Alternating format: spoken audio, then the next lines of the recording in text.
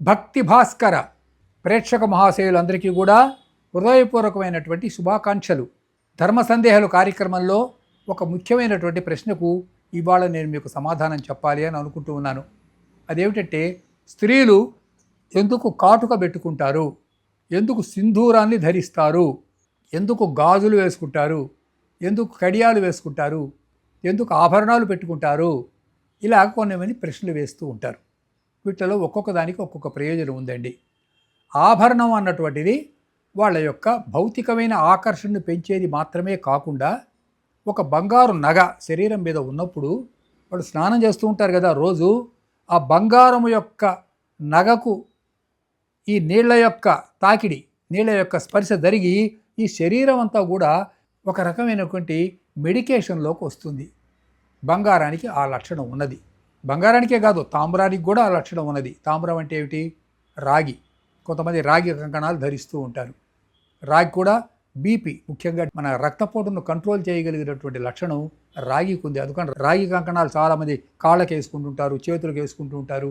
కాబట్టి ఇది అలంకారం కోసం, అంటే అట్రాక్షన్, ఆకర్షణ కోసం మాత్రమే కాకుండా ఇవన్నీ ఆరోగ్య సూత్రాలు. ఇలా రౌండ్గా ఉన్నటువంటిది ఒకటి వేసుకోవటం వల్ల ఏం జరుగుతున్నదన్నమాట, మనకి ఆ సైకిల్, ఇప్పుడు మనకి ఎలక్ట్రిసిటీలో ధనధ్రువం, రుణధ్రువం అని ఏదో చెబుతూ ఉంటారు కదా పారిభాషిక పదాలు. అలాగా ఈ మన లోపల ఉన్నటువంటి ఎనర్జీలో ఈ పాజిటివ్ ఎనర్జీని ఉత్పత్తి చేసేటువంటి అవకాశం ఒకటి ఉంటుంది. ఇక్కడ బొట్టు పెట్టుకుంటారు, దీన్ని పిట్యూటరీ గ్లాండ్ అంటారు. చిన్నపిల్లలకి ఏం చేస్తారంటే ఇంత పెద్ద బొట్టు పెడతారు, మరి నల్లగా ఇది పెద్ద బొట్టు పెడతారు. ఎందుకండి? దిష్టి తగలకుండా. అంటే మన కళ్ళు చాలా పవర్ఫుల్ కదండి. ఈ కంటి చూపు పడేసరికల్లా ఆ పిల్లవాడికి ఆ కళ్ళలోంచి వచ్చేటువంటి కిరణములు ఏవైతే ఉన్నావో వాటి ద్వారా వచ్చే మంచి చెడు ఏదైనా సరే అది బొట్టు ఆపేసేస్తుంది. కాబట్టి ప్రతివారు మాత్రం రోజు బొట్టు పెట్టుకుంటారు. ఇక్కడ సింధూరంలో బొట్టు పెడతారు. ఇది చాలా ముఖ్యమైనటువంటి స్థానం. ముఖ్యంగా నార్త్ ఇండియన్స్ ఇది ఇక్కడ దీన్ని పాపట బొట్టు అంటారు, దీనికి ప్రాధాన్యం ఇస్తారు నార్త్ ఇండియన్స్. మన దక్షిణ భారతదేశంలో వాళ్ళేమో ఇక్కడ బొట్టు పెడతారు.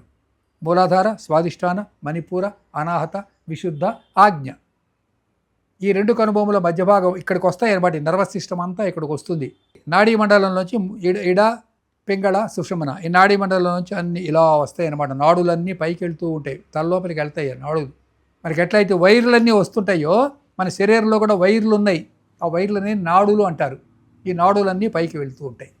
ఇక పసుపు ఎందుకు? నిరంతరం వాళ్ళు స్త్రీలు ఈ నీళ్లలో వాళ్ళు పనులు చేసుకుంటూ ఉంటారు కదా. ఈ పసుపు అనేది ఇది యాంటీబయాటిక్.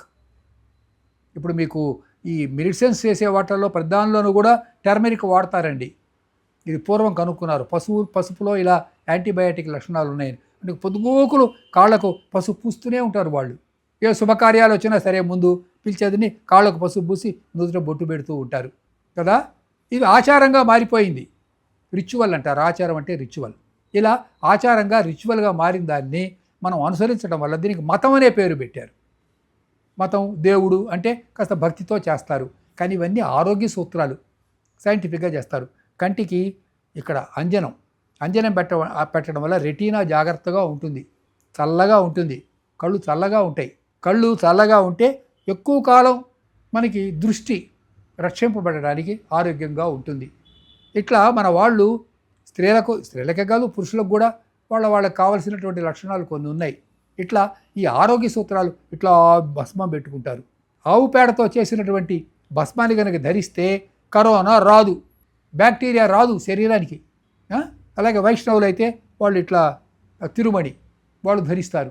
శైవులు కనుకైతే వాళ్ళు విభూతి పెట్టుకుంటారు. ఇవన్నీ ఆరోగ్య సూత్రాలండి.